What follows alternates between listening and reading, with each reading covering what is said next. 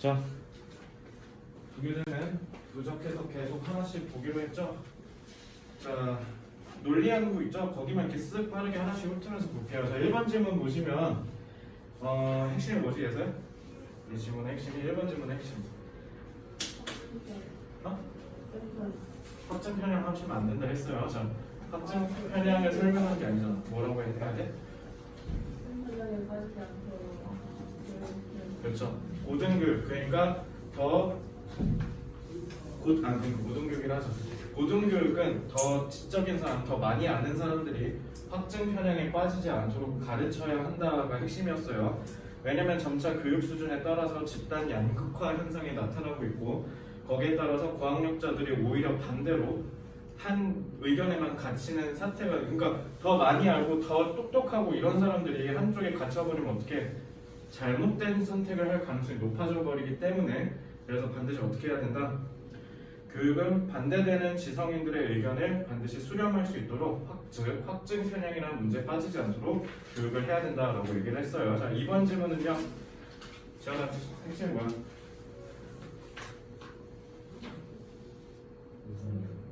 이번 질문 중심 스트레스를 위협으로 생각하지 말고 뭐로 생각해라? 기억이 안 나면 봐. 기회로 생각해라. 기회로 해라. 그래서 그 기회라는 게 뭐예요? 스트레스 받을 당연히 짜증이 나겠죠. 짜증이 나고 힘들 거 아니야. 그럼 어떻게 해야 된다? 공유된 회복력. 그러니까 서로가 같이, 그래 우리 그동안 너무 고생 많았어 으쌰으쌰 하면서 공유된 회복력을 통해서 자부심을 이끌어내라. 그 기회가 결국 뭐였어요? 자부심을 끌어낼 줄 알아야 된다라고 했죠. 그래서 기업들도 스트레스를 부정적으로 볼 게 아니라, 즉 위협으로 볼 게 아니라 자긍심을 뽑아낼 수 있는 하나의 기회로서 창출해야 한다라고 했던 게 이번 질문의 핵심이었고, 3번은 그러면 현영아 지금 핵심이 뭐야?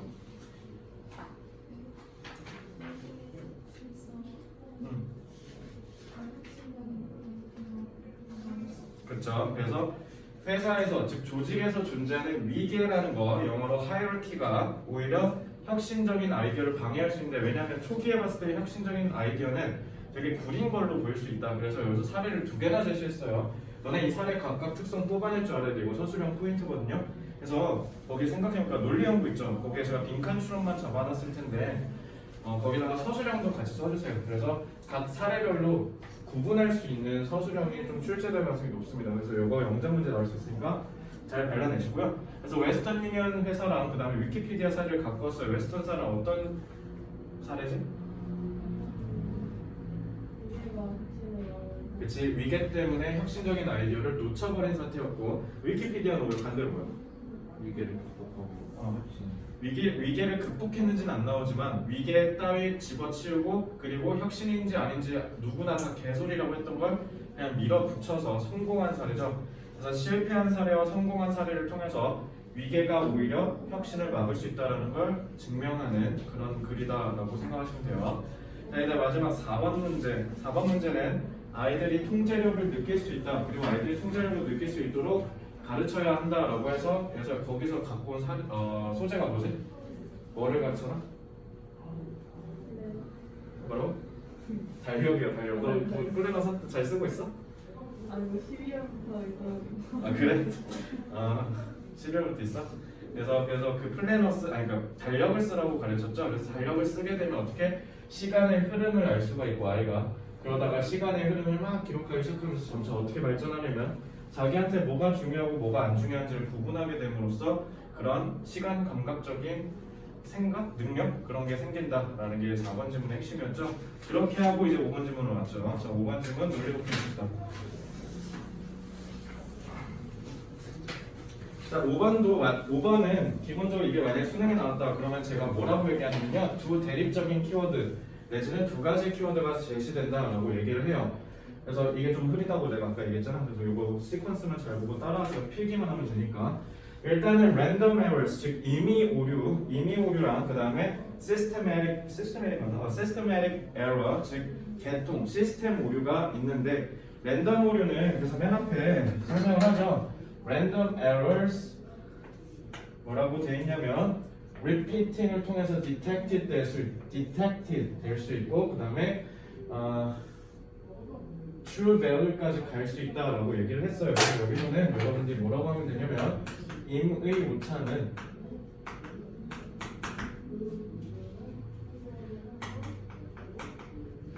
반복을 통해서 오류를 검출하고 그 다음에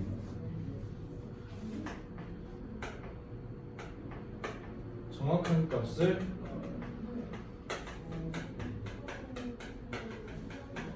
찾을 수 있다라고 얘기를 하죠. 임의 오차가요. 그래서 임의 오차에 대한 키워드를 지금 여기서 설명하고 있어요. 그죠? 근데 갑자기 대뜸 여기서 뭐라고 하냐면 Neither of these points is true라고 했으니까 neither 때문에 사실이 아니다는 거죠. 누구한테? Systematic error라는 애한테. 그러니까 neither에서 흐름이 갑자기 뒤집혀요. 그죠? 그래서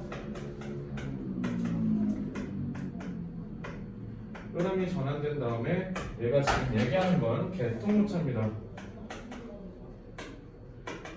자, 개통오차는 또 어떠냐? 임의오차는 재현아 뭐에 의해서 극복될 수 있다고? 반복을 통해서 극복될 수 있는데 이놈이 좀 문제예요. 이게 사실이 아니다니까 반복을 통해서 극복이 전혀 안 된다고 해요. 리빌도 안 되고 엘리미네이트도 안 된다는 거예요. 그래서 얘는 반복을 통해서 오류를 검출하고 교정할 수가 없다고요. 그래서 대비되죠. 그래서 얘가 지금 뭐라고 하냐면 그래서 얘가 훨씬 더 문제가 있어 위험해 라고 얘기를 해요. 그래서 얘는 어떠냐 따라서 임의오차보다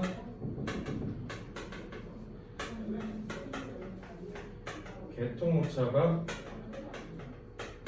더 위험하다. 이게 이 지문의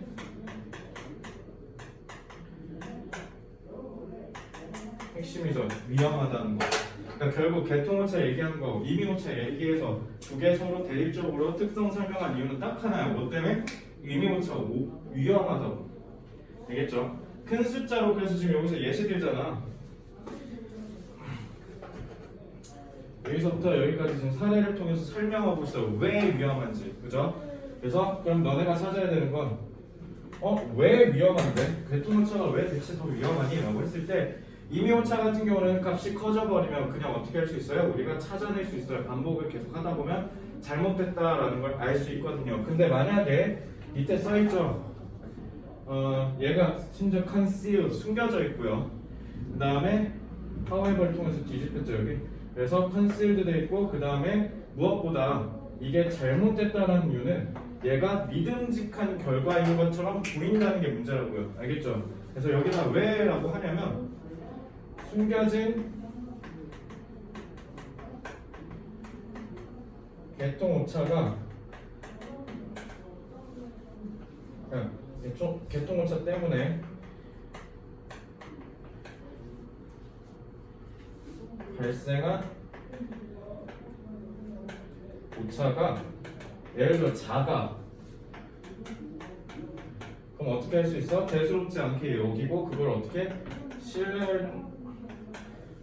신뢰도가 높다고 착각한다는 게 문제예요.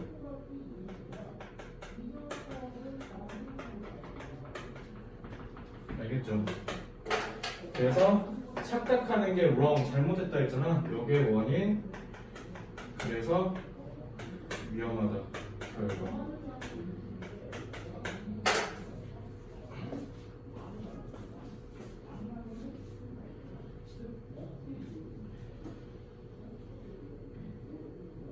여기 잘 봐. 이 한글에서 제일 시험 문제 내기 딱 좋은 키워드가 뭘 거라고 생각해? 한 단어만 딱 골라. 너가 출제자야. 신뢰도? 신뢰도. 오케이. 위에서는 너가 시험 문제를 내는 사람이야. 그냥 국어 문제 낸다 치자. 여기서 너가 시험 문제 찍고 싶은 포인트가 어디야?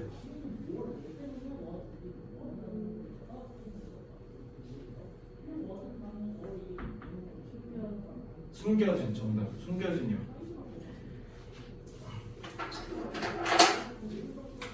이 모든 이유가 다 뭐 때문이야? 얘 때문이잖아. 안 보이면은, 아니 그러니까 보이기만 하면 상관이 없는데 일단 기본적으로 안 보이니까 이게 해결이 안 된다는 거잖아. 그래서 숨겨진 이게 여기서 제일 중요해. 알겠지? 숨겨진이라는 뜻, 즉 concealed라는 단어가 여기서 제일 중요해요. 알겠죠? 그래서 교정도 안 되고 검출도 안 돼. 근데 오차가 작아져 버리면 우리가 문제는 또 뭐야? 신뢰도가 높다고 생각해서 그걸 믿어버릴 가능성까지 있어. 그러니까 위험하다고. 알겠죠? 다 뭐 때문에? 얘 때문에. 됐죠? 자, 제가 생각했을 때는요, 요거 문장 삽입을 위한 문제예요. 사실은. 이거 잘 보세요. 요거 때문에 지금 흐름 뒤집혔죠? 흐름 전환 포인트죠? 그래서 요거랑 그 다음에 여기 하우에버부터 흐름 갑자기 뒤집히지. 그래서 thus 요거 그래서 네모 1-1 네모 1-2 요거는 일단 문장 삽입 유력합니다. 알겠죠?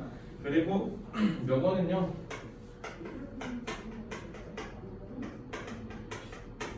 주제 문제 딱 내기 좋죠. 그죠? 그래서 주제 문제 내기가 딱 좋기 때문에 뭐 위험성 이런 거 하고 키워드 만들어서 주제 문제 내기도 좋죠. 그래서 한 요 두 개 정도 보시면 되지 않을까 싶습니다. 그래서 의미오차와 개통오차 사이의 차이점 이게 일단 출제 포인트. 그 다음에 두 번째 왜 그래서 개통오차가 위험한지를 찾아야 돼. 재현아 왜 위험하다고? 안 보여서. 잘했어. 이렇게 하시면 되죠. 자 앞으로 올게요. 주제 잡고 갑시다. 지번 주제는 간단하죠. 그냥 뭐라 하시면 돼요? 개통오차의 위험성이라고 하시면 되죠. 그래서 지문 주제 개통오차의 위험성. 여러분들이 내용 빨리 훑을 때 주제 이거 유용할 것 같아서 해주는 거니까 복습할 때 활용하시면 돼요. 그래서 개통오차의 위험성하고 객관식으로 나올 것 같아요. 그래서 대의랑 삽입 정도만 보세요. 됐죠? 자 그러면 우리 문법 한번 봅시다. 자 문법이 안 나온다라는 따끈따끈한 소식을 들었기 때문에 문법은 다 제낄 거고요. 제가 그래서 나중에 여기 어휘 연구 있죠? 여기는 제가 맨 마지막에 다뤄줄게요. 지금 단어 찝어줘봤자 어차피 안 해올 거잖아. 자, 시험 직전에 막판에 일반이어 외웁시다. 자, 6번 볼게요.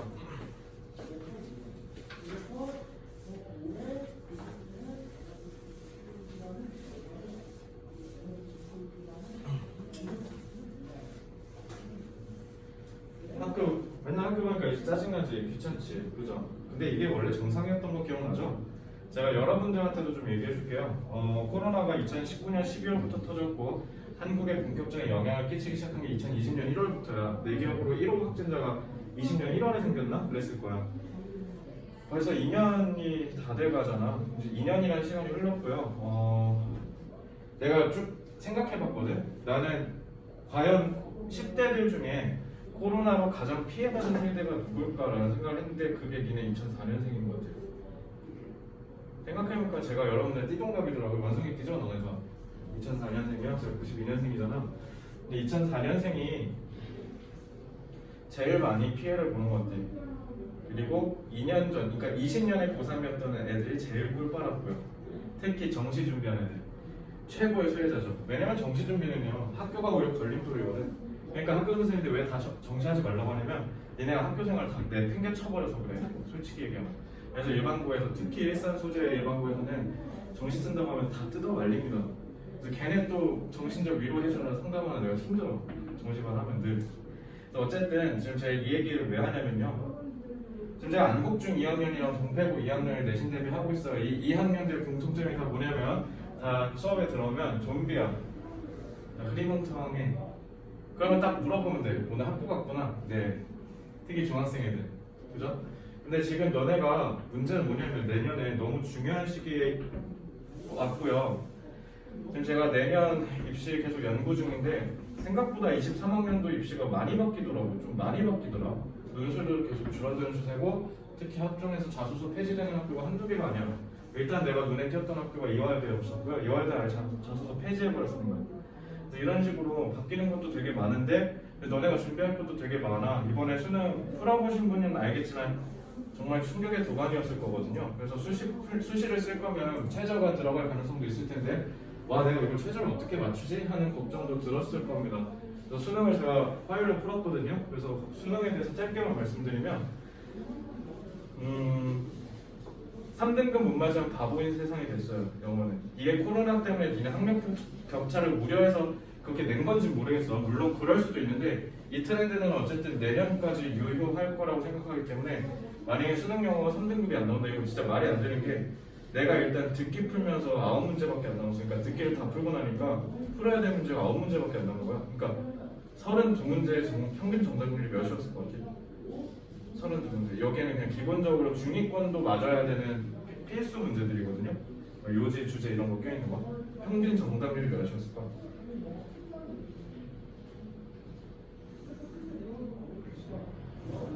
몇일 것 같아, 얘들 느낌상. 70, 와 근데 니네 다 70이라고 그러다 91% 나왔어요. 91이요. 91%. 깜짝 놀랐지. 그러니까 3등급은 맞기 쉽게 해놨는데 내줘줄까? 1등급을 못 맞게 해놨어. 그러니까 와 문제가 또 한 세 문제는 진짜 미친듯이 어려워. 나도 풀다가 되게 어려워서 와 이거 뭐지 싶었거든. 그래서 그 문제가 한 4문제 정도 되고요. 4문제니까 딱 1등급 안 나오게 지금 해놓은 거 보이죠? 12점이니까 그죠? 그래서 여러분들이 1등급 맞기는 또 생각보다 어려우면서 3등급 못 맞으면 바보니까 영어는 진짜 더더 효율적으로 공부하셔야 돼요. 일주일에 막 한 2-3시간만 쓴다든가 이런 식으로. 그리고 지금 국어 수학이 굉장히 빡셀 것으로 예상이 되니까 여러분들 이런 거 정비도 많이 해야 되는데 결론적으로 말씀드리면 지금 퍼지시면 안 돼요. 그러니까 원래 이게 정상이었어. 코로나 때문에 잠깐 멈춰진 거지. 너네가 그래서 거기에 익숙해진 거지. 사실은 이거보다 2배 이상 빡세요. 그래서 지금 왜냐면 번아웃 호소하는 애들이 되게 많아. 번아웃 호소하는 애들이 되게 많은데 그거 니네 잘못 아닌 거 알아. 근데 문제는 뭐냐면 국가가 책임을 안 져. 수능 이따위 식으로 나오니까 애들 뭐라 그래. 불수능이고 마지막 용암 수능에 우리 다 죽으라는 거냐.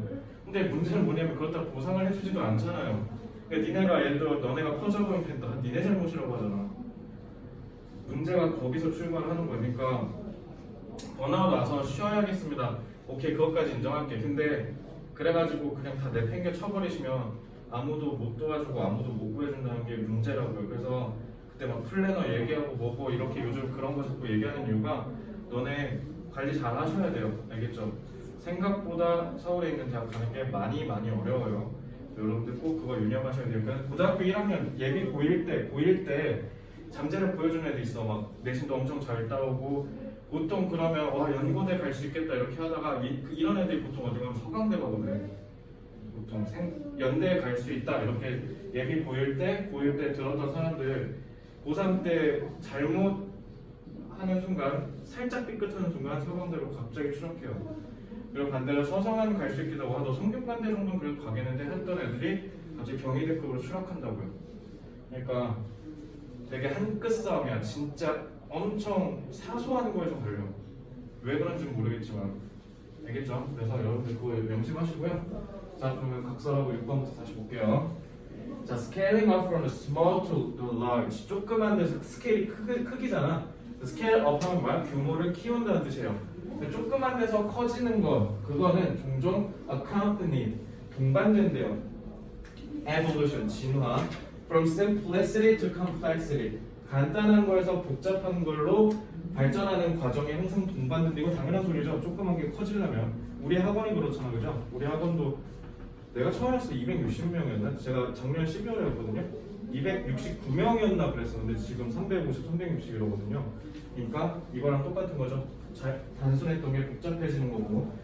그런 장면의 근데 핵심은 뭐냐면 베이직 엘리멘트가 유지돼야 돼. 그렇다고 지금 우리 학원 규모가 커졌다고 해서 데일리 테스트를 안 보고 스프링 노트 막 안 하고 이런 거 아니잖아. 기본적인 원칙은 지키면서 규모가 커진 거죠. 이거 생각하시면 돼요. 그래서 요거 unchanged or conserved 이게 되게 중요한 표현이었던 거죠. 그래서 this is familiar in engineering, economics, companies, cities, organisms, and perhaps most dramatically evolutionary process. 그래서 우리 이거 친숙해. 우리 주변에 있는 모든 게 다 이렇게 발전했다 이런 얘기예요. 그래서 for example 예를 들면 그러면 뭐야? 요거 그대로 내려온다는 뜻이죠. 예를 들면요, skyscraper는 뭐냐면 하늘을 찢는다는 뜻이라서 롯데타워 생각하시면 돼요. 그래서 엄청난 고층 빌딩. skyscraper in a large city is a significantly more complex object than a modest. modest는 적당한, 그러니까 어느 정도 그냥 적당히 있는 수준이라는 뜻이야. modest. 그래서 family dwelling in a small town. 그러니까 쉽게 얘기하면 탄현으로 치면 요거는 제니스고, 그죠? 그다음에 요거는 그냥 옆에 있는 조그만 아파트라 치자고요. 그거 비교하시면 당연히 제니스가 더 복잡하겠죠. 그래서 but the underlying principles of construction. 그렇다고 제니스랑 옆에 있는 조그만 아파트랑 다르니? 두 개 다 주거 시설이잖아, 그죠? 그러니까 그 안에는 같다는 거죠. 아무리 복잡한다 한들. So including questions of mechanics, energy, and information distribution, the size of the labor, 어쩌고저쩌고 다 예시잖아. 넘어갈게요. All remain approximately the same. 그래서 unchanged or unconserved라는 게 지금 어디 있어? 아 여기구나. 그래서 거의 똑같도록 유지된다 이렇게 얘기하잖아요. 같은 말 같은 말. 그다음에 similarly 유사하게도라고 하네. 그러니까 for example 앞에서도 같은 건데 또 다른 예시 끌고 온 거니까 이것도 같은 말이죠. Similar organisms have evolved. 그래서 유기체들은 진화해왔어요. They have an enormous range of sizes. 다양한 크기를 그리고 엄청난 다양성을 갖도록 진화는 했지만 근데 often reflect increasing complexity yet 그러나 fundamental building blocks like cells, mitochondria, capillaries, and even leaves do not appreciably appreciate가 감상하다잖아. 그러니까 내가 그걸 눈뜨고 지켜볼 정도로 많이 변하지 않는다고 한 거죠. 그러니까 appreciable는 이거 딱 뭐랑 바꿀 수 있어? considerably로 바꿀 수 있죠. 상당히, 그죠? 상당히 변하지 않는다라고 하네요. 같은 말, 같은 말, 같은 말. 그러니까 결론 하나의 표현이 계속 반복되고 있는 거죠. 사례를 통해서. 그래서 이런 걸 제가 이따가 얘기하겠지만 두괄식이라고 보통 표현을 하죠. 그래서 여기서 제가 볼드 처리하는 단어들이 다 시험 출제 대상들입니다. 어법 빼고요. 알겠죠? 그래서 이렇게 생각하시면 되고요. 자, 오른쪽으로 넘어와서 우리 논리 연구 한번 해봅시다. 여기까지 됐죠? 이거 더 안 보이네. 자. 요건 제가 안 보이니까 말을 더 또박또박 하면서 할게요. 자, scaling up. 이게 내가 잘못한 게 이거 자간을 너무 넓혔어. 그러니까 이게 스샷을 찍을 때 좁아야 더 선명하게 보이는데 다음에는 좁게 해볼게요. 어쨌든 여기서 제일 핵심 소재는 뭐예요? scaling up. 규모가 커지는 거 얘기하는 거예요. 그래서 규모가 커지면 뭐 한다? Maintaining basic elements unchanged or conserved 라고 합니다. 그래서 conserve가 무슨 뜻? 보존하다. 그러니까 지켜진다는 거죠. 기본적인 가치가. 자, 그래서 규모가 커지는 것은 기본적인 요소가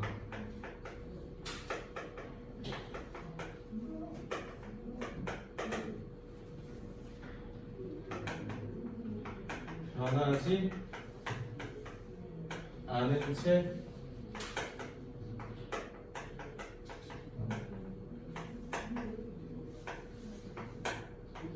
복잡하게 발전한다라고 하네요.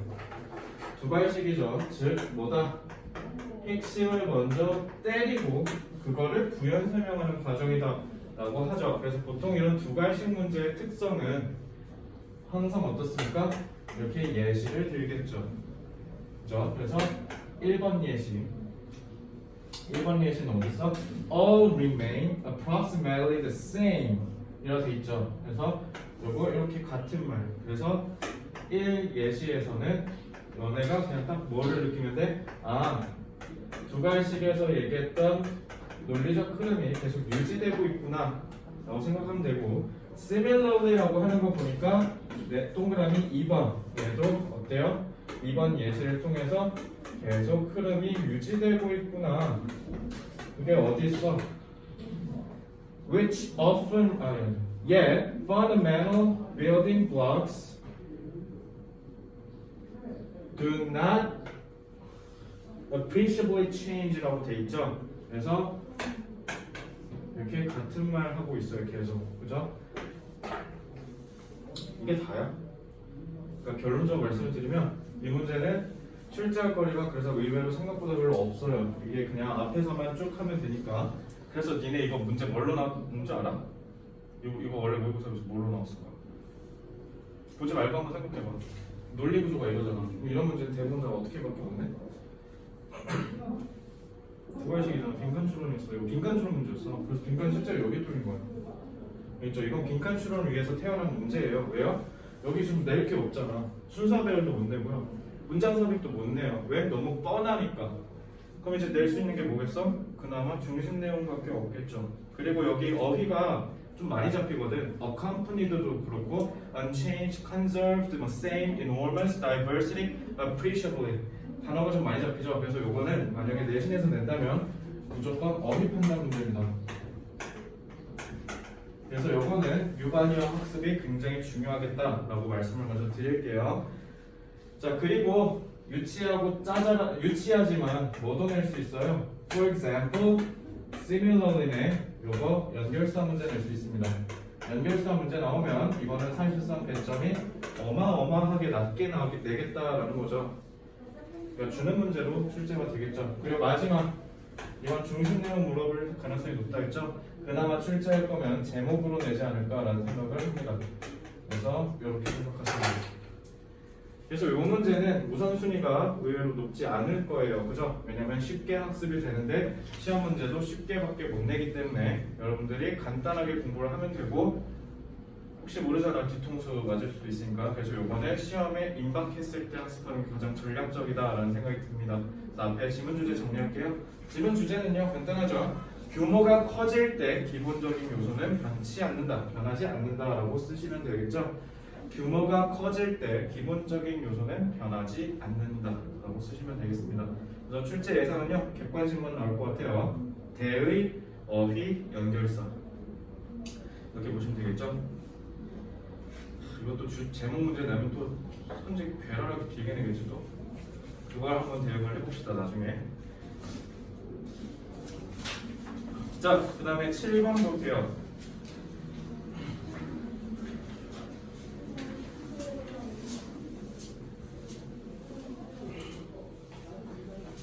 자, 한국교육과정평가원 즉 수능을 출제할 때 국어 문학에서 현대시 절대 출제하지 않는 시인들이 있는데 그게 누구가? 현대시에서 절대 무조건 1순위로 거르는 애들 있어. 현대소설도 마찬가지. 현대문학에서 거르는 애들. 그래서 누굴 것 같아? 얘네는 아무리 작품이 뛰어나도 무조건 걸러요. 그 중에 대표격인 인물 한 명만 말해줄게. 이광수. 누구? 끄덕였잖아. 그러니까 이광수니까 어떤 애들 안 출제 안 할 것 같아. 정황신이면 올해 이육사 나왔는데 올해 이육사 시 나왔을걸? 내 기억이 맞다면. 정황신은 당연히 내야지. 무조건 내야지. 우리나라를 위해서 싸우신 분들인데. 오히려 근데 윤동주는 안 나오잖아요. 어? 윤동주는. 윤동주? 아니 윤동주 자화상 나왔는데요. 윤동주 자화상 수능 출제했었어요. 되게 유명한 문제일 텐데 이거. 친일파. 이광수 친일파잖아. 친일파들이 남긴 작품은요 아무리 문학적 작품성이 뛰어나도 무조건 출제 안 해요. 그게 평가원이 정하는 원칙 중에 하나입니다. 그러니까 이 얘기를 왜 했냐, 이 지문이랑 관련이 있죠. 우리가 문학 작품을 볼 때는 그냥 문학 작품 그 자체를 수용해야 한다고 니네 문학 때 배울 걸? 근데 그러니까 문학을 수용하는 자세가 여러 가지 있다고 배울 거 아니야. 그래서 외적인 정보를 끌고 와서 문학을 수용하는 방법 뭐 이런 거 막 배우지 않나? 그 문학에서 아마 1단원 뭐 이런 데서 배울 거예요. 그래서 그거 기본적인 그것 중에 하나가 바로 요거죠, 이 지문. 그러니까 작가가 누구냐라는 게 영향을 꽤 미치죠, 우리가 문학을 수용하는 데 있어서. 그래서 그거 지금 얘기하는 겁니다. 솔직히 우리 영화 볼 때가 대표적이지 않아? 영화 보려고 하는데 특히 그 지난번에 싱크홀이라는 영화를 내가 본 적이 있어. 싱크홀 그 차승원 나온 거 지금 넷플에 풀렸거든요. 뭐 인기 순위 탑 3 안에 들던데 제가 감히 말씀드릴게요. 절대 보지 마세요. 진짜 개 재미없어요, 알겠죠? 그러니까 싱크홀 만든 사람이 그 옛날에 7광고 만들고, 그러니까 작가의 그 필모가 좀 구려, 감독 필모가. 그래서 싱크홀 보게 되면 되게 걱정 많이 했거든요. 저는 역시나 아니나 다를까 정말 걱정한 수준대로 처참했습니다 영화가.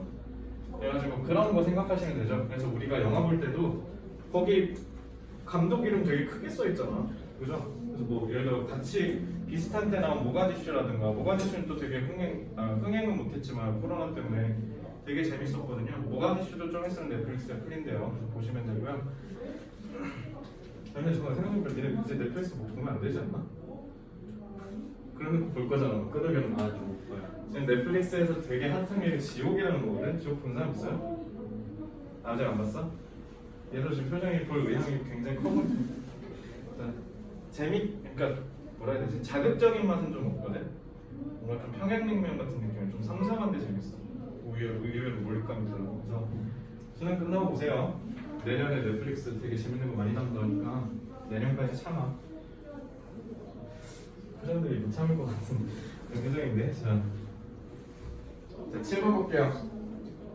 Knowing who an author is, 누가 작가인지를 아는 것, 그리고 what his or her likely intentions, 그리고 무엇이 그 작가의 가능성 높은 의도인지를 아는 것. In creating text or artwork, 그 작품을 만들 때 엄청나게 중요하다 우리한테. 얘도 사실상 첫 문장에서 얘기 툭 던지고 시작하죠.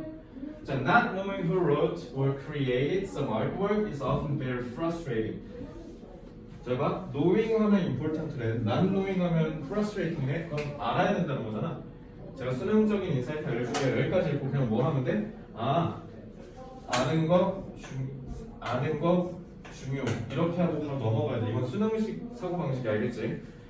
그래서 아는 게 중요하구나 라고 하고 Our culture places great worth. 그래서 우리의 문화는요 엄청난 가치를 두는데 Identity, 정체성에 엄청난 가치를 둔대요. Speakers, writers, and artists. 니네가 봐도 요게 이렇게 연결되는 거 보이지?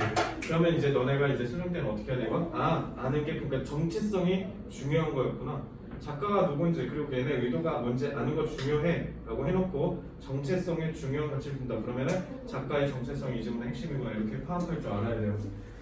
자, 그래서 그걸 얘 지금 뭐라고 했어? authorship이라고 했죠. 그래서 이 질문에서 가장 핵심이 되는 게 바로 여거예요. 이렇게 내려보시면 그죠? 그러면 여거 뭐 내기 딱 좋아? 제목 문제 내기 딱 좋죠. authorship 딱 건드려가지고 그죠? 그래서 authorship이라는 단어를 꼭 알고 계셔야 돼요. 이건 그리고 내신이니까 서술형 포인트이기도 합니다. 그죠? 그래서 아마도 the single most important aspect of authorship is the vaguely apprehended presence of human creativity. 자, 그래서 가장 딱 중요한 거 하나 꼽아보자 authorship에서. 그러면 그게 뭐냐면 우리가 희미하게나마 apprehend, 이해할 수 있는 존재래. 그러니까 그냥 작품을 보기도 전에 이 작품을 만든 사람이 누군지 이름만 딱 들어도 그냥 갑자기 미술관 가기 전에 그냥 피카소 한 단어만 딱 써 있어도 우리가 이 미술관 가서 어떤 작품을 보게 될지가 대충 그림이 그려지잖아. 그치? 그냥 피카소가 그려서 우하지만 솔직히 뭐라고 뭘 의미하는지 모르겠는 그런 그림들만 가득할 거 아니야. 그치? 그러니까 그런 인상을 우리가 희미하게나마 어렴풋하게 알게 된다는 거야. 그래서 너네가 이 베이글리에서 갑자기 맛이 가기 시작해. 베이글리가 왜 나왔지? 중요하다는데 왜 갑자기 희미하게 나오지? 이렇게 하면 이제 하수인 거죠. 그럼 반대로 얘기하면 요거 시험 대학에 딱 좋겠지 않겠습니까? 그죠? 그렇게 생각하시면 돼요. 자, 그래서 그 사람이 갖고 있는 creativity, personality, and authority 이런 것들을 우리가 어렴풋하게나마 알 수 있다는 거죠. 피카소 하면은 피카소와 관련된 모든 것들이 짐작이 되는데 내가 그림 그렸다고 해서 니네가 관심을 갖겠냐고, 그죠? 그러니까 그런 거랑 쉽게 생각하면 그런 걸 얘기할 수 있는 거겠지. 자, 그 다음에 it is almost unthinkable. 우리 이거 상상도 못하겠어. 자, 이거 원래는 문법이죠. 투부정사 의미상의 조합 이거예요, 그죠? 그래서 박물관에 방문하는 방문객이 admire a room full of paintings. 그 방 안에 그 그림으로 가득 찼대. 거길 들어가면서 정작 뭐해? 누가 이거 그렸는지 알지도 못하고 전시회 가는 사람이 있겠어? 전시회 가본 사람 혹시? 내 인생에 딱 한 번 가봤는데 16년에 가본 적 있어? 가볼 의향 있어? 예전에 가볼 의향 있어? 이게 있어? 가볼 것 같은데 현영이 가볼 의향 있어? 있어? 예선 안 갈 거잖아. 아니 현영이 진짜 갈 것 같은데 예선은 솔직히 너 생각 CGV랑 미술관이 어디 갈 거야? 영어 수업을 안 해요. 그래? 그 좋아하는 가수 있어? 네? 가자 가든가 말든 거자. 어쨌든 어딨어?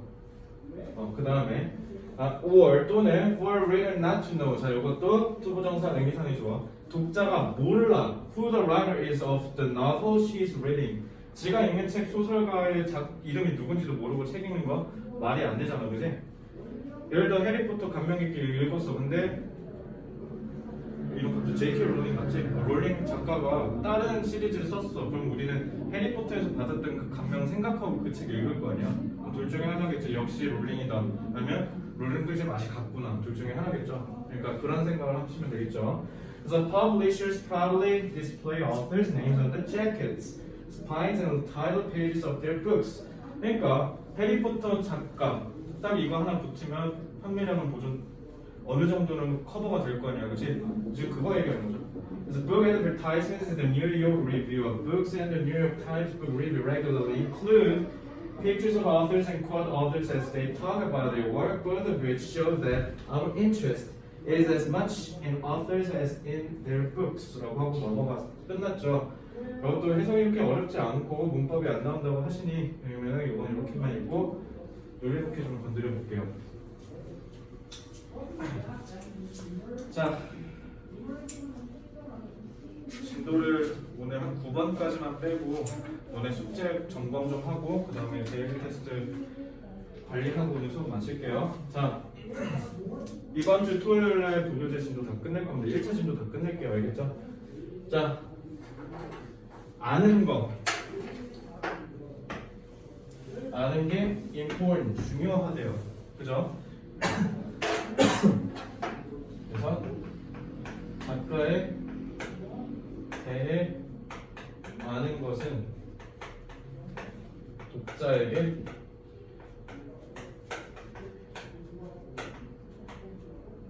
중요하대요. 그래놓고 갑자기 문화는 worth, 가치를 둔답니다. 어디에다가? identity, 그 작가의 정체성이. 그럼 knowing이랑 identity랑 연결되죠. 그래서 문화는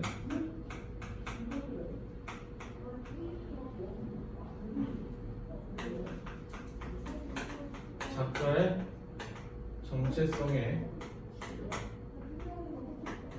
높은 가치를 두고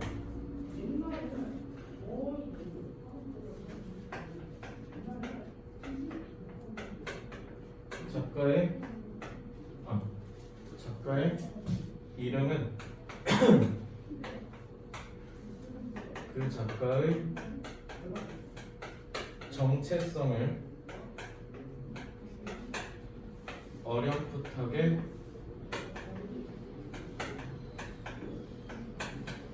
이해하도록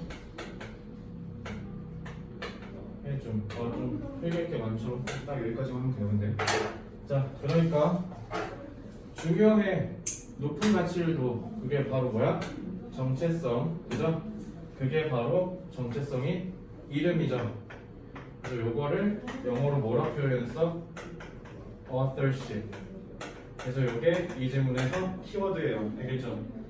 그래서 authorship을 꼭 알고 계셔야 돼요. 그래서 identity를 통해서 vaguely apprehended presence를 이렇게 연결하시면 되죠. 그리고 여기 in its, it is almost unthinkable부터 끝까지는 싹 다 뭐예요?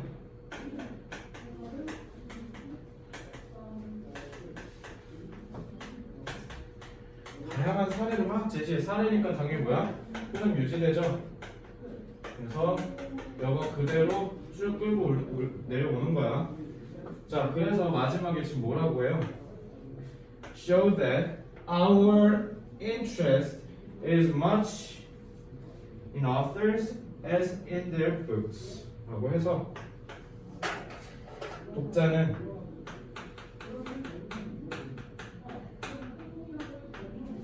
작품뿐만 아니라 작가에도 관심을 갖는다. 그래서 아까 봤던 두괄식이랑 반대로 얘는 또 뭐야? 핵심을 맨 마지막에 얘기하죠. 이괄식. 그래서 니네가 보면 알겠지만 이게 빈칸이었어. 그래서 빈칸 문제 어떻게 출제될지 이제 보이죠?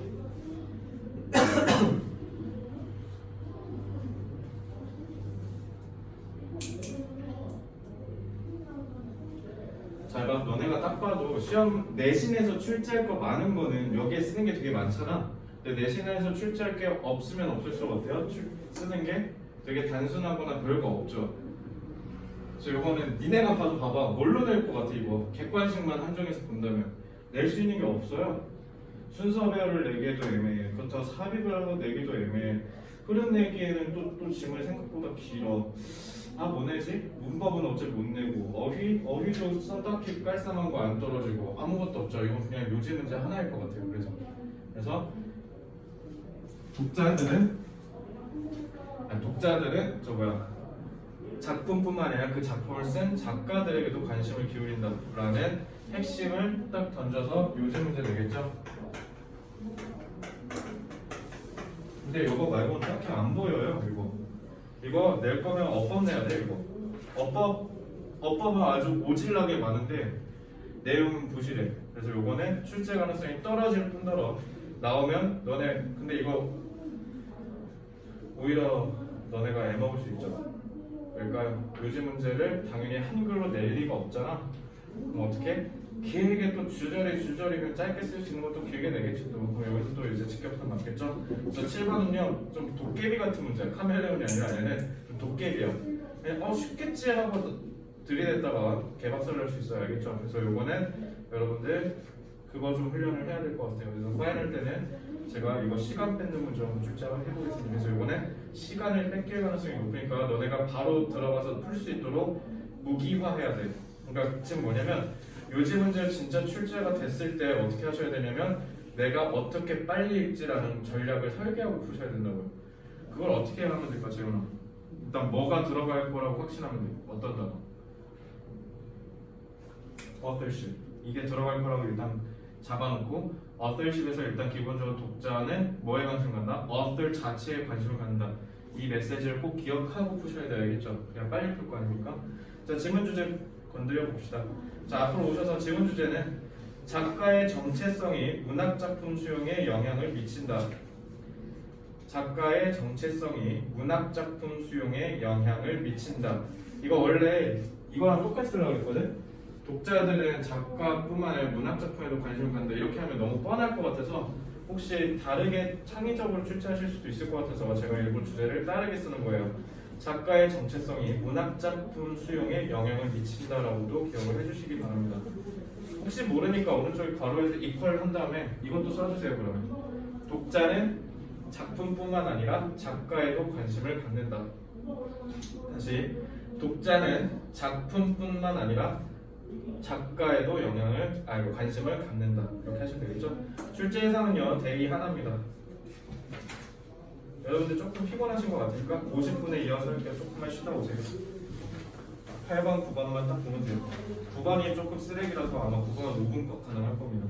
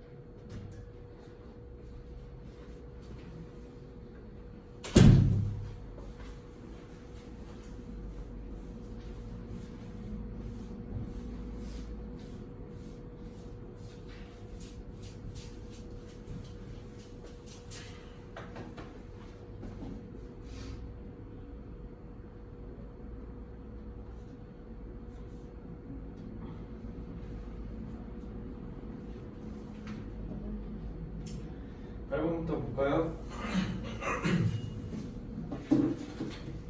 재현이는 영화 장르 뭐 좋아해? 영화요? 저 SF SF? 가령 무슨 작품이지? 아바타 이런 거? 스타트랙. 아 스타트. 예선은? 공포. 어? 공포요. 공포요. 아 공포? 나랑 영화 보지 말자. 공포도 여러 가지잖아. 네. 사람으로 무슨 네, 배고파요. 근데 공부 좀 한다고? 변태인가요? 내가 최근에 가장 마지막에 본 공포가 그 랑종이거든? 와, 나 진짜 그거 보고 죽는 줄 알았어. 그거 하필 영화관에서 봐가지고. 그게 나홍진 감독 건데 그 옛날 곡성 보신 분은 알겠지만 곡성이 분위기로 좀 무서운 거거든. 그러니까 막 귀신이 막 이러거나 이러진 않아. 그래서 나는 그걸 되게 인상 깊게 봤거든. 와, 이런 영화구나 하고 봤는데 나홍진 감독이 제작에 참여했다길래 보러 갔지. 근데 감독이 태국에서 공포 영화 제일 잘 만드는 감독이라는 거야. 나 진짜 마지막 20분 전 죽는 줄 알았는데 눈 감고 봤어. 아, 이 또한 지나가리 이러고. 아, 나 진짜 너무 무섭게 봐가지고. 근데 그게 또 계속 넷플릭스에 근데 어제 또 넷플릭스 올라왔어. 그게 또 근데 PTSD가 확 와가지고 표지 보자마자 공포 느끼시고 싶으시면 그거 보시면 돼요. 진짜 개꿀잼입니다. 그냥 귀신 나오는 거 좋아해? 아니면 사람이 무섭게 하는 거 좋아해?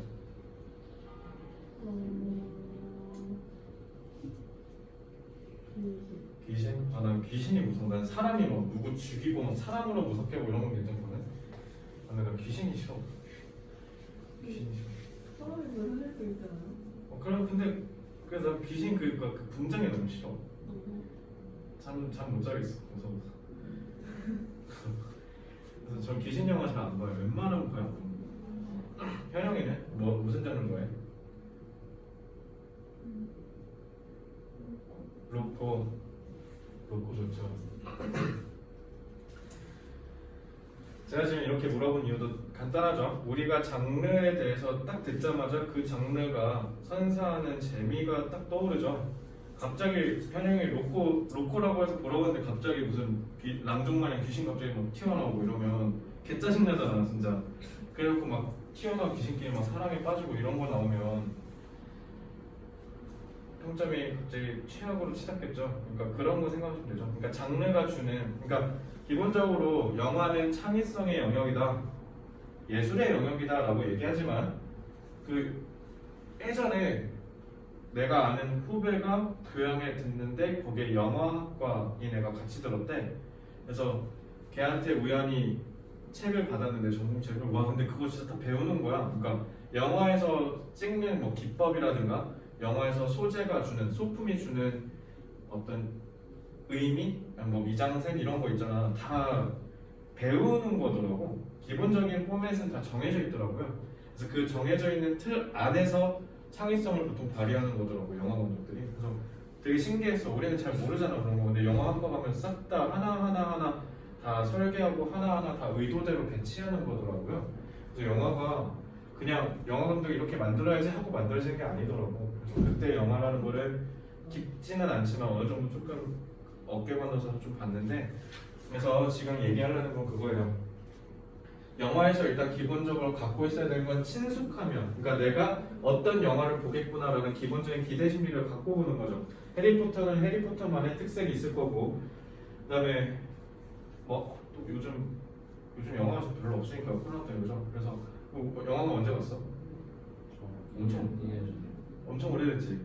내가 최근에 영화관을 갔었거든. 내가 뭐 봤더라?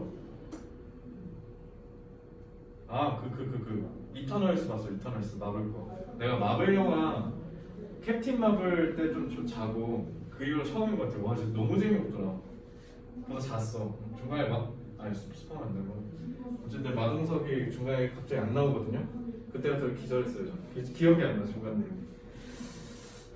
그래서 그거 전에 저는 알라딘이 마지막 영화였거든. 19년이더라. 그러니까 내내 영화관을 못 갔는데 어쨌든 영화관을 가기 전에 우리가 기대하는 거 그거를 잘 보셔야 돼요. 그래서 이 질문은요 시험 문제 출제될 가능성 굉장히 높고요. 제가 만약 교사라면 이거 서술형 무조건 됩니다. 서술형이에요. 여기죠. 그래서 논리적 시퀀스를 잘 보셔야 돼요. 일단 가볍게 해석 문제 좀 해봅시다. The genre film simplifies film watching as well as film making. 이제 영화를 만드는 것뿐만 아니라 영화를 보는 것도 간단하게 했다라는 거예요. 그냥 간단하죠. 그냥 어떤 영화가 새로 나왔으면 그 영화의 장르만 얘기하면 되고, 그죠? 그러면 우린 간단하게 해결되죠. 그래서 예서가 영화 보러 가자라고 하면 저는 좀 긴장할 수밖에 없죠. 예서가 좋아하는 건 귀신 영화니까 그러면 좀 이렇게 할 수 있다는 거지. 그래서 이런 웨스턴 서양에서는요, because of the conventions.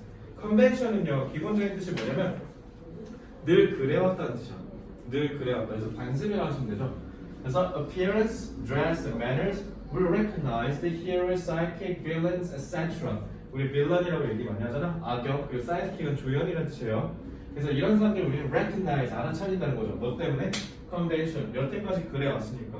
배트맨 영화 보러 갔으면 배트맨은 착한 놈, 조커는 나쁜 놈이라고 우리 당연하게 알고 보는 거잖아. 그렇게 해줄 수 있다는 거죠. 그래서 aside and assume they will not violate our expectations of their conventional roles. 갑자기 조커가 세상 보고 배트맨이 사람 다 죽이고 다니고 이거 말이 안 되잖아, 그죠? 그러니까 우리가 기본적으로 알고 있는 그 관습 내에서 우리 기대 범위를 벗어나지 않는다는 거죠. 그래서 our familiarity with the genre makes watching not only easier but in some ways more enjoyable. 기대를 벗어나지 않는다라는 그 특징이 더 영화 관람을 쉽게 하는 것만 있는 줄 알았는데 오히려 뭐 한다? 재밌게 만든대. 그죠? 그럼 이게 딱 봐도 중심이겠죠? 이 지문에서. 자, because we know and are familiar with all the conventions, we gain pleasure from recognizing each character. 그래서 내가 아까 얘기했잖아. 영화학을 기본적으로 그 개념서 이렇게 보니까 와 이게 이런 거였구나. 그러니까 구도도 그렇고 카메라 찍는 기법이라든가 이런 거를 알고 영화를 봤을 때 아 내가 그때 책에서 봤던 게 저거구나라고 했을 때 느껴지는 카타르시스 있죠. 지금 그거 얘기하는 거예요. 그래서 내가 특히 영화 보러 가기 전에 기본적으로 내가 생각하는 플로우가 있을 거 아니야. 기본적으로 영화를 볼 때 좀 있으면 이런 일이 일어나겠구만 했을 때 그거 맞을 때 기분 좀 좋잖아. 영화에서 볼 때. 지금 그거 얘기하는 거예요. 그래서 우리는 그래서 거기에 따라서 pleasure, 즐거움을 느낀다는 거죠.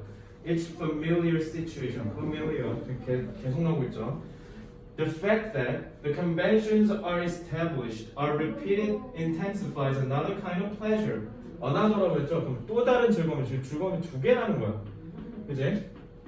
그래서 컨벤션이 수립됐고 이게 계속 반복되면 또 다른 즐거움을 강화하기도 하는데 settle into a comfortable genre with our basic expectations satisfied. 그래서 우리의 기본적인 즐거움이 충족됐을 때 이거잖아. 기본적으로 우리가 어벤져스라고 하면 어벤져스에 대해서 거는 기대가 있을 거냐. 영웅들끼리 나와서 막 부시고 세상 구하고 그리고 기본적으로 보는 맛이 좀 있을 거고요. 액션이 화려할 테니까 그런 걸 보러 갔는데 인피니티 워 다 봤죠? 인피니티 워 봤을 때 엔딩 크레딧 올라갈 때 나 이러고 있었는데 이러고 있었거든. 갑자기 난데없이 애들 막 다 죽었잖아. 막 날아가고. 그래서 그때 생각지도 못한 게 기본적으로 여태까지 우리가 알고 지냈던 영웅 영화는 영웅 안 죽잖아. 근데 막 그때 막 블랙팬서 가루되고 막 애들 막 다 가루돼서 반쪽 날아갔잖아. 그래서 그때 우리가 느꼈던 신선한 충격 있죠. 그래서 인피니티 워가 어벤져스 시리즈 중에서 평점이 제일 높잖아. 인피니티 워가 제일 높았었거든요. 그래서 기대가 근데 잘 보셔야 되는 게 기본적인 건 충족을 해야 돼. 막 어벤져스 했는데 막 영웅들이 다 이상한 짓 하고 있으면 이런 또 재미없겠죠. 그러니까 기본적인 건 충족하고 그럼 more keenly aware of and responsive to the creative variations. 창의적인 변주, refinements, 개선, and complexities that make the film seem fresh and original. 그래서 독창적으로 보이게 할 수 있다는 거죠. 그럼 우리는 거기에 좀 더 민감하게 반응한다고. 그러니까 더 뭐한다? pleasure를 느낀다고 생각하시면 되겠죠. And by exceeding our expectations, each innovation becomes an exciting surprise. 하고 끝났네, 그죠? 자, 논리독해 보자. 이 논리독해 중요해요. 잘 보세요. 자, genre film, 장르 영화는 simplifies film watching. 장르 영화는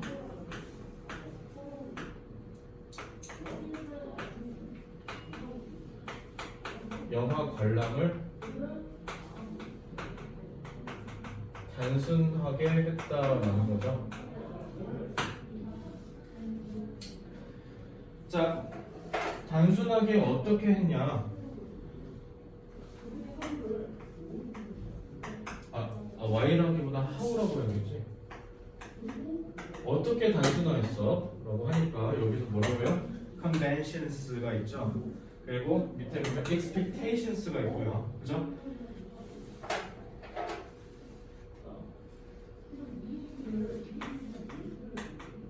영환의 관습이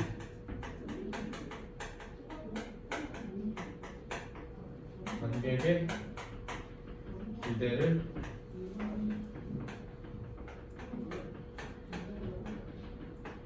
저버리지 않는다는 거죠. 그리고 이 관습이 단순화한 거죠. 그죠? 이럴 땐 이렇게, 저럴 땐 저렇게가 다 정해져 있는 거 아니야. 그럼 당연히 영화 만드는 입장에서 편할 거고, 그 영화를 즐기는 입장에서도 편한 거죠. 아, 이렇게 만든 거 보니까 영화가 이런 메시지를 던지겠구나 라는 걸 기본적으로 우리도 공식을 알고 볼 테니까, 그죠? 그러니까 영화를 만드는 사람, 영화를 보는 사람 다 편하게 만들었다고요. 왜냐면 뭐 때문에? 결국 conventions가 expectations랑 연결되고, 얘가 뭐랑 연결돼? familiarity, 익숙함이랑 연결되죠. 그래서 얘가 easier 하게 만들고 enjoyable 하게 만든다. 그래서 따라서 익숙함은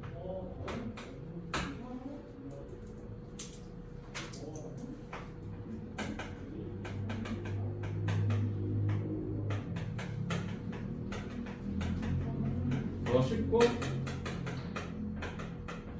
즐겁게 만들었대요 라고 하면 되죠. 그래서 이게 바로 뭐야? 이 지문의 핵심 내용이죠. 그래서 장르 영화가 관습을 갖고 있으니까 이 관습 때문에 익숙함을 얻게 된다는 거죠.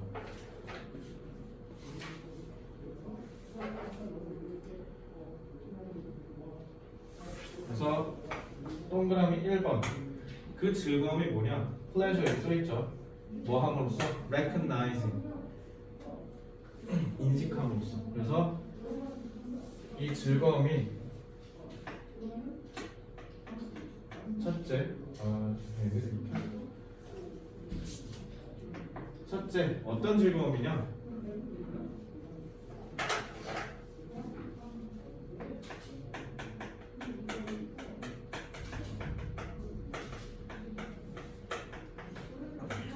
관습이 익숙해.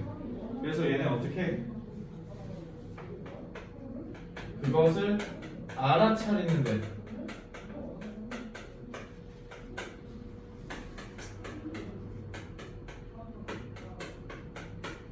즐거움을 느껴요.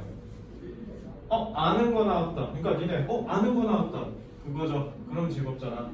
시험 문제도 그래야 즐거운 거 아니야? 모르는 거 나오면 풀기 좋겠냐고. 시험 문제도 아는 게 나와야 재밌을 거 아니야. 그죠? 그럼 두 번째는 여기 지금 another라고 했죠.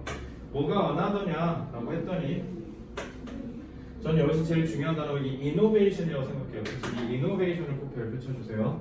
그래서 두 번째,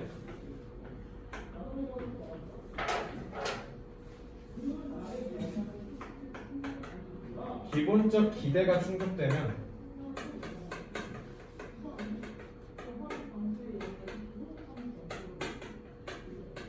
창의적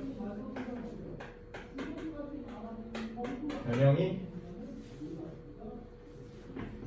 주는 즐거움을 느끼는 거죠.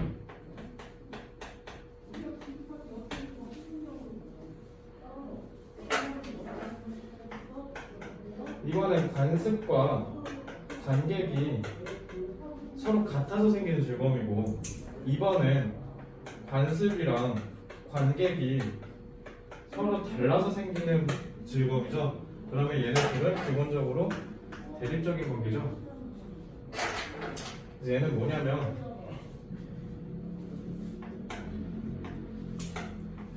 서로 다른 두 가지의 사례가 병치되어 있는 거지, 병렬인 거죠. 이렇게 보시면 되죠.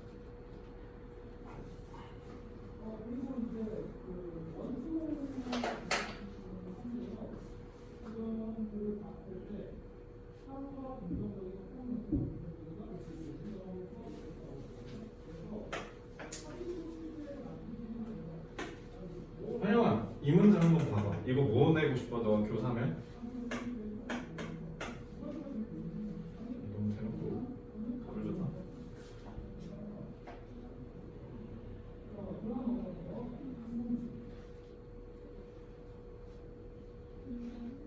삽입이죠. D랑 앞에가 지금 완전히 다르지. 근데 앞에가 이죠. 이 포인트죠. 이 흐름이. 그래서 요거 이 문장은요. 삽입 내기 딱 좋죠.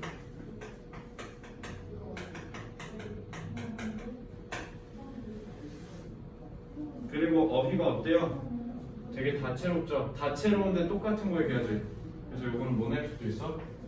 어휘 문제 낼 수도 있죠. 그리고 대망의 가장 중요한 거 당연히 어떻게 해? 그거 서술형이지.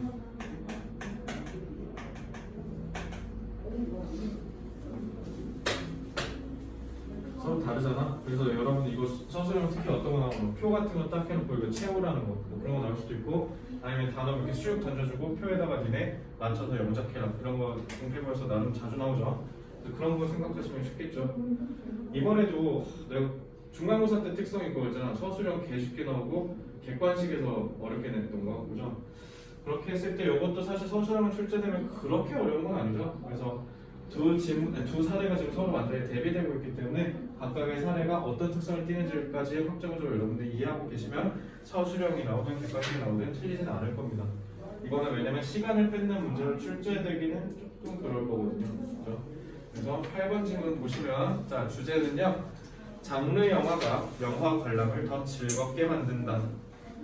장르 영화가 영화 관람을 더 즐겁게 만든다라고 하시면 되겠죠. 장르 영화가 영화 관람을 더 즐겁게 만든다 하고, 출제에서는 앞서 말씀드렸듯이 어휘, 삽입, 그리고 서술형은 문단 명작 내지는 요약이지 않을까라는 생각을 해요. 요약은 아까도 말씀드렸듯이 테이블, 즉 표 이렇게 쑥 던져주고 거기다 맞춰서 채우라고 하는 거, 찾아서 채우든 여러분들이 맞춰서 영작, 복합 영작하라고 하든 그런 문제가 나올 가능성이 높다라고 생각이 듭니다. 다 됐죠? 자, 9번 문제는요. 이건 좀 지문인데, 요거는 그냥 요 독해 그냥 제끼고요. 그냥 바로 논리 독해로 갈게요. 일단 논리 독해 하기 전에 논리 독해 하자. 이건 잘 보이지, 그지? 지문이 짧아가지고.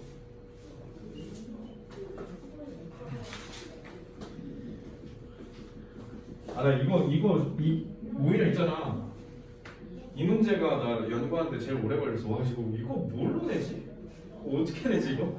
라는 생각이 너무 많이 들었거든. 일단은 하나는 찾았어요. 하나는 제가 찾았는데 이거 한번 너네로 또 일단 맞춰봐봐. 이 문제를 내가 교사라면 어떻게 출제를 해야 될까? 이런 거 한번 고민해보세요. 이걸 한번 보시면서 볼게요. Many people cannot understand. 많은 사람들이 이해할 수가 없을 거예요. 뭐냐면 there is about birds to become obsessed about. 새들에 대해서 그렇게 환장하는 이유가 뭘까라는 생각을 너는 이해 못할 거야 라는 거. 그러니까 무엇이 그토록 새에 대해서 매료감을 느낄까라는 얘기죠. What are bird watchers? 그 새를 관찰하는 사람들이 actually doing out there in the woods, swamps and fields. 그러니까 조류 관찰하는 사람들은 도대체 뭐 하는 애들일까? The key to comprehending the passion of birding, birding이 이게 새 보는 거야. 새 보는 거. 새 보는 거에 대한 passion을 이해하는 데 있어서 핵심은요, is to realize that bird watching is really a hunt. 응? 오케이, bird watching은 알겠어. 근데 얘 지금 뭐래? bird watching이 사실은 사냥이래. 진짜 본다고 사냥이겠어? 사냥을 통해서 어떻게 한 거야? 비유적 표현을 한 거죠. 근데 unlike hunting, 근데 또 사냥이랑은 좀 다르게 the trophies you accumulate are in your mind. 트로피가 니네가 생각한 그 트로피야. 트로피의 원래 뜻은요 전리품이라는 뜻이야. 어떤 거를 싸우고 나서 쟁취하는 거죠. 그래서 그런 걸 트로피라고 해요. 그러니까 트로피가 대부분 뭐야? 경연 같은 데서 내가 1등해야 받는 거잖아. 남들 다 제끼는 거죠. 그래서 이름이 트로피인 거예요. 그래서 너네가 축적하는 전리품이 근데 문제는 어디 있다고? 니네 마음속에 있다는 게 달라라고 하죠. 너네가 딱 봐도 이게 핵심이겠구나라는 느낌이 또 들 거예요. 그러니까 새를 관찰하면서 얻게 되는 뭔가 보상이 물질적인 게 아니라 정신적이라는 거지. 그래서 of course your mind is a great place to populate with them. populate가 북적이다라는 뜻이야. 그러니까 얘네들 트로피로 북적이기가 딱 좋은 정도야. 그 말은 뭐야? 정신적인 만족이 주는 게 그만큼 대단하다는 얘기를 지금 이렇게 멋지게 표현한 거예요. 이거는 표현이 되게 좋다라고 생각이 드는데 왜냐면 you carry them around with you wherever you go. 당연히 정신적인 만족감이니까 그게 날아가? 휘발돼? 아니잖아. 돈처럼 쓰고 이런 게 소모성이 없는 거죠. 그러니까 좋다라는 거야. 그래서 정신적인 즐거움이어서 좋다라는 거죠. 그래서 you don't leave them to gather dust on the wall or up in the attic. 상장 받으면 뭐해? 그냥 다 어때? 그냥 다락방 같은 데서 처박잖아, 그죠? 엊그제 창고 가니까 내 초딩 때 받았던 상장이었다나, 그죠? 그냥 그런 거 생각하시면 되죠. 자, your burning experiences become part of your life, part of who you are. 그러니까 네 인생의 일부 그 자체가 되어준다라는 거죠. 그러니까 새를 관찰하는 거의 매력은 뭐냐면 너의 인생을 좀 더 다채롭게 해줄 수 있다. 너를 정신적으로 더 좋게 해줄 수 있으니까 내일부터 새 관찰하세요. 동태구에서. 아, 싫어? 싫어 말고. 자, and because birders are human, these burning memories, like most human memories, improve over time. 근데 얘가 또 뭐 할 수 있대? 시간에 거쳐서 더 발전할 수 있대. 좋은 거네. 자, the colors of the plumages become richer, the songs sweeter, and those elusive field marks more vivid and distinct in retrospect. 다 좋은 얘기니까 improve 예시든 거죠, 다. 그러니까 지키고요. 핵심은 뭐냐면 얘 지금 앞에서 뭐라고 하냐면 조류 관찰은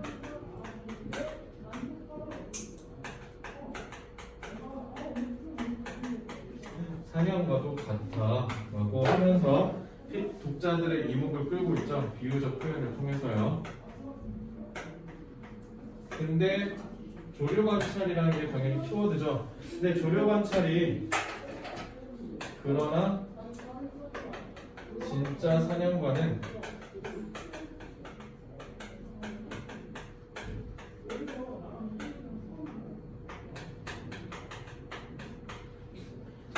다른 점이 있다. 그래서 그게 뭐냐라고 했을 때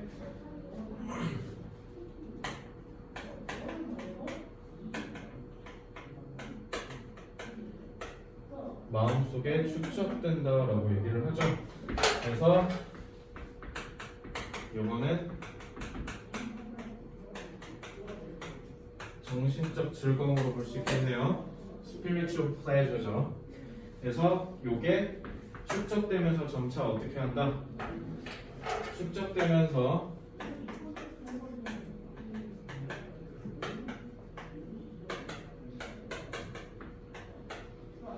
요게 핵심인 거죠.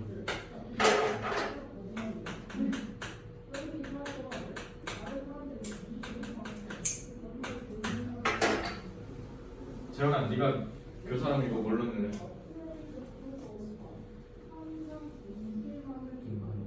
빈칸? 어디? 맨 마지막. 4단계 승리를 풍을 놓는다더니 이제 니네가 문제를 내.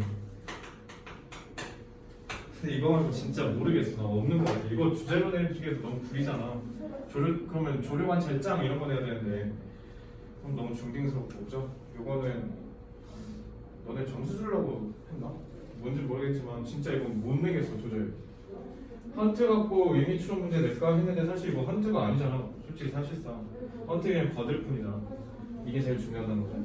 그래서 요거 빈칸 나오지 않을까 싶어요. 단어 어렵게 괴랄하고 있고 그 정도 출제되지 않을까 싶고요. 자, 내용만 정리할게요. 자, 지문 주제는 당연히 조류 관찰의 매력 하면 되죠. 자, 조류 관찰의 매력, 객관식은 빈칸 하나 정도만 보십시다.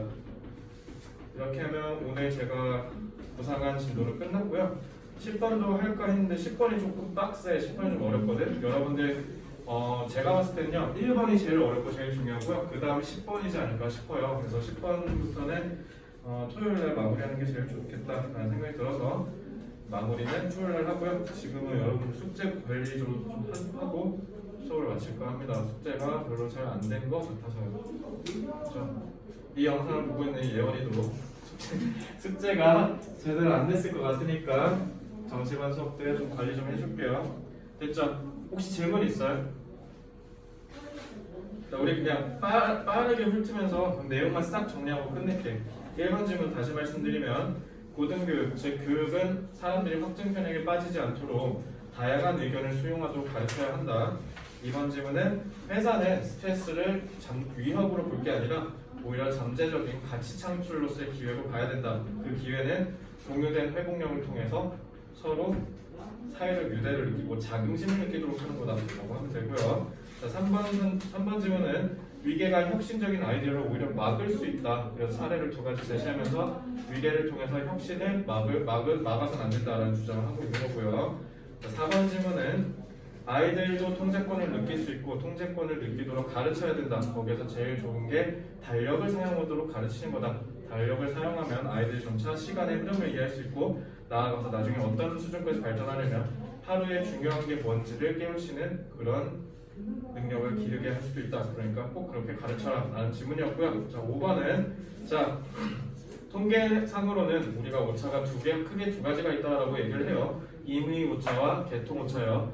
임의 오차는 반복을 통해서 개선하고 교정할 수 있다라고 하지만 개통 오차 같은 경우는 시스템적인 문제이기 때문에 우리 눈으로 보이지 않는다는 치명적인 문제가 있고 그것 때문에 오히려 잘못된 데이터를 신뢰할 수 있다는 문제가 발생할 수 있다.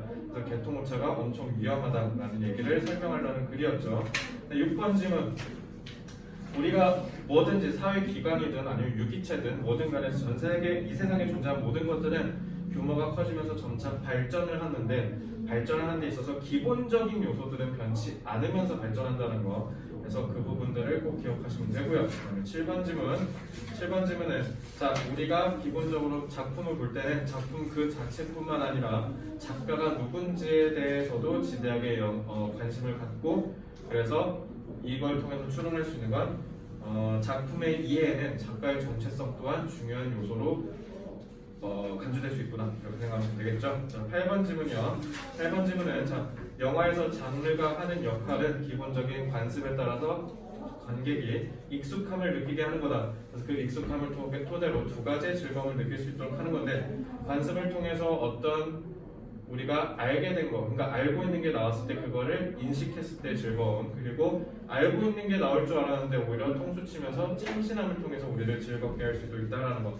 이 2가지의 서로 다른 즐거움을 줄 수 있는 게 바로 장르 영화의 특징이다. 그리고 마지막 9번은 조류 관찰하면 개쩐다, 좋다, 끝. 됐죠? 자 이렇게 해서 끝낼게요. 각자 통합본이랑 워크북에